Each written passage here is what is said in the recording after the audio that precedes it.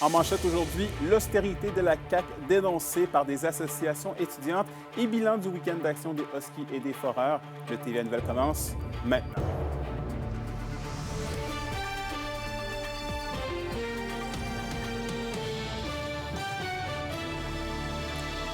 Bonjour tout le monde, ici Anthony Dallaire et bienvenue au TVA Nouvelle. On débute le bulletin dans le monde de l'enseignement supérieur. Des associations étudiantes dénoncent les mesures d'austérité du gouvernement provincial. Et Olivier, selon eux, la situation est préoccupante. Oui, absolument, Anthony. Les compressions budgétaires annoncées par le gouvernement provincial au printemps dernier affectent grandement la communauté étudiante. Et ce, autant au niveau du volet académique que le volet de la qualité de vie. Si on prend par exemple le Cégep de l'Abitibi-Témiscamingue, il y a présentement certains cours dans certains programmes qui ne sont plus en mesure d'offrir de stages faute de financement. Et il y a également certains outils pédagogiques à la bibliothèque qui ont été coupés aux étudiants. Du côté de l'UQAT, elle doit malheureusement composer avec la coupure du programme travail-études qui permettait à certains étudiants de gagner un certain gagne-pain. Et voilà qu'aujourd'hui, la situation est vraiment préoccupante et les demandes d'aide explosent. Je vous invite à écouter un administrateur du conseil d'administration de l'association étudiante du Cégep de l'Abitibi-Témiscamingue ainsi que le président de l'association étudiante de l'UQAT. Je vous dirais que la demande a augmenté. Là, on organise des déjeuners gratuits là, pour combler le manque à gagner là, des étudiants. Ces déjeuners-là sont extrêmement populaires. Là. Donc, à chaque fois, on se surprend de voir à quel point les étudiants là, en ont besoin. Les frigos communautaires aussi, là, qui sont malheureusement pas assez remplis souvent, là, étant donné les coupures, ça va très vite. Là. Lorsqu'ils sont remplis, là, à l'instant même, là, c'est quasiment vide. Là. C'est le même constat. Il y a des étudiants qui en profitent, par exemple, qui dénoncent de précarité alimentaire. Ils sont tous, la majorité des étudiants sont inscrits à différents centres pour avoir de la nourriture gratuite. Il y a aussi, on a mis en place un projet frigo ici. On le remplit souvent. Il se vide rapidement. Donc, on constate un besoin. En terminant, Anthony, il est à noter que les associations ont déjà interpellé la nouvelle ministre de l'Enseignement supérieur, Sonia Lebel, pour faire valoir leurs revendications. Je vous reviens ce soir avec plus de détails dans mon reportage au TVA 18h. Parfait, on suit le tout. Merci beaucoup, Olivier. Et parlons politique municipale maintenant, puisque Richard Castonguay retire sa candidature de la mairie d'Amos.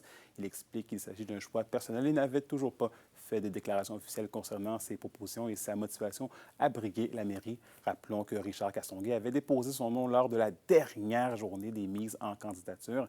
Donc, à la suite de ce retrait, il reste donc 4 candidats, le maire sortant Sébastien Dastou, Robert Audette, ainsi que Steve Tardif et Kevin Laurando. Et toujours en politique municipale, 2 jeunes candidats aux grandes ambitions s'affrontent dans le district Kekeko à Rouyn-Noranda pour devenir conseiller municipal. Et Olivier Morin nous raconte. Offrir une plus grande accessibilité aux divers services pour conserver les jeunes familles dans les milieux ruraux. Voilà ce dont sur quoi misent les 2 candidats en lice pour le poste de conseiller municipal du district de Kekeko à Rouyn-Noranda. C'est les jeunes familles aussi qui font faire le dynamisme, qui vont garder nos écoles ouvertes, qui vont faire rouler l'aréna et tout. Fait que ça, je trouve ça important là, que ça soit attrayant puis que c'est ça qu'on les garde dans nos ruralités. Pour la culture, pour les sports, puis aussi de diversifier l'économie. Puis un bon moyen de faire ça, ça serait de mettre un axe vraiment fort sur l'agriculture de proximité dans nos quartiers ruraux. Pour Éric Grenier, un jeune père de famille et agriculteur qui demeure dans le secteur rural de Cloutier, il s'agit également d'apporter son expérience. Lui qui est impliqué dans le conseil du quartier depuis 10 ans. On a géré beaucoup de dossiers aussi. Fait que, au cours du temps, là, c'est sûr qu'il y a des choses qui ont cheminé, d'autres moins. Fait qu'avec tout ce bagage-là, à un moment donné, je suis venu à la conclusion que là, je voulais pousser la barre plus haute là, pour aller défendre cette voie-là au conseil de ville. Son adversaire, Joanie Duval, qui se présente pour le Parti Virage, souhaite également miser sur son expérience pour que les résidents du district puissent se faire entendre. Dans mon porte-à-porte, les gens m'ont beaucoup mentionné qu'ils aimeraient être plus consultés avant les prises de décision. Puis justement, là, je vais faire des rencontres de quartier à la fin du mois d'octobre. Mais malgré le vent de changement que les 2 aspirants espèrent apporter, il reste tout de même qu'un enjeu est préoccupant, soit celui de motiver la population à aller aux urnes dans un contexte où il n'y a pas de course à la mairie. On incite vraiment les gens à aller voter. Puis on spécifie les accès, les moyens d'aller voter. Les électeurs sont appelés à aller voter dès le 26 octobre prochain avec le vote par anticipation ou encore le 2 novembre, soit le jour du scrutin. Olivier Morin, RNC Nouvelles, Rouyn-Noranda. La question du jour TVA, une présentation de Mobilier Bélan qui vous offre depuis plus de 50 ans un service de qualité et un grand choix de matelas, mobilier, électro au prix compétitif que vous recherchez. Et à la question du jour, on vous demande, avez-vous l'intention de profiter de la saison de chasse aux petits et aux gros gibier cette année? Pour voter et commenter, rendez-vous au tvabitibi.ca. Et on termine en parlant d'un événement qui se tiendra bientôt, puisque le Forum jeunesse de l'Abitibi-Témiscamingue tient son assemblée générale annuelle ce jeudi. C'est l'occasion pour l'organisme de présenter son plan et ses projets pour la jeunesse de la région. L'objectif sera aussi de permettre aux participants de se rencontrer et de créer des liens.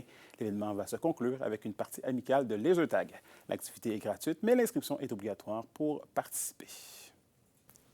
Les équipes de la LHJMQ poursuivent leur périple dans l'est de la province. Entre succès et matchs un peu plus difficiles, quoi retenir de la première partie de leur voyage?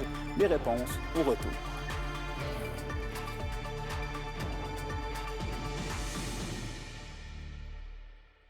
Les SADC de l'Abitibi-Témiscamingue et du nord du Québec vous présentent la bonne nouvelle économique TVA.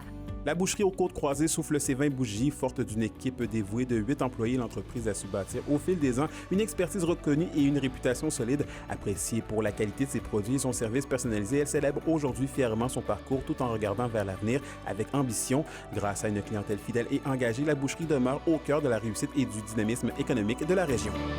Les SADC, partenaires de l'économie de la région. Au culturel, la Semaine des maisons des jeunes est entamée partout au Québec et elles célébreront les adolescents sous la thématique « L'avenir de nos ados, c'est maintenant ». Pour célébrer le tout, un spectacle exclusif pour les adolescents a lieu ce vendredi dès 19h au Petit Théâtre du Vieux-Noranda et c'est gratuit. Alex Pic, Diane, DJ Boo et plusieurs surprises attendent les jeunes de 12 à 17 ans. Les Maisons des jeunes de Rouyn-Noranda sont fiers de présenter leur tout nouveau porte-parole, le rappeur Syncops, qui présentera aux jeunes vendredi une chanson qu'il a écrite pour eux en collaboration avec Guillaume Laroche. Et au sport, les Foreurs de Val-d'Or ont récolté 5 points sur une possibilité de 6 ce week-end. Vendredi soir, ils ont blanchi les Voltigeurs de Drummondville dans une victoire de 4-0. Dimanche, le gardien Émile Bournoyer a signé un deuxième blanchissage consécutif dans une victoire de 5-0 contre les Olympiques à Gatineau. Et hier, à Shawinigan, Philippe Veilleux a créé l'égalité en fin de troisième pour forcer la prolongation. Mais les Cataractes ont rapidement marqué en temps supplémentaire pour l'emporter 3-2 sur le Verreard. Les Foreurs poursuivent donc leur voyage sur la route avec un match mercredi à Moncton, vendredi à Charlottetown et samedi à Saint-Jean. Et toujours au hockey junior, les Huskies de Rouyn-Noranda ont récolté 3 points sur une possibilité de 6 ce week-end dans les Maritimes. Ils ont démarré leur voyage en force vendredi avec une victoire de 4-1 sur les Eagles du Cap-Breton. Dans ce match, Nathan Langlois a marqué 2 buts, notamment le but gagnant contre la même équipe le lendemain. Ils se sont toutefois inclinés 3-2 en fusillade. Et hier, à St. John's, les Sea Dogs l'ont emporté 3-1 sur la troupe de Steve Hartley. La fin de semaine prochaine, la Meute rend visite à l'Armada de Blainville-Boisbriand et aux Olympiques de Gatineau. Pour une nouvelle importante à nous communiquer, contactez-nous, nouvelles au pluriel, @rncmedia.ca, par téléphone au 1-866-463-4636 et notre site web tvaabitibi.ca.